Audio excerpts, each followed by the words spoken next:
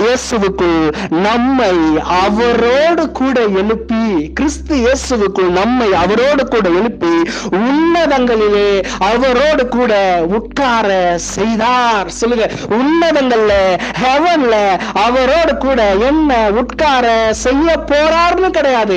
கிறிஸ்து எப்பொழுது எழுந்தாரோ அப்போது நான் அவரோடு கூட உட்கார்ந்து இருக்கிறேன். சொல்லுங்க, இந்த பக்கம் ஜீசஸ் இருக்காரு, இந்த பக்கம் ஃபாதர் இருக்காரு, உள்ள ஹோலி ஸ்பிரிட் இருக்காரு. நான் எங்க இருக்கேன்? நான் ஹெவன்ல இருக்கேன். ஹல்லேலூயா. சொல்லுங்க, நான் ஹெவன்ல இருக்கேன். ஆமென். சொல்லுங்க, நான் ஹெவன்ல இருக்கேன். ஹல்லேலூயா.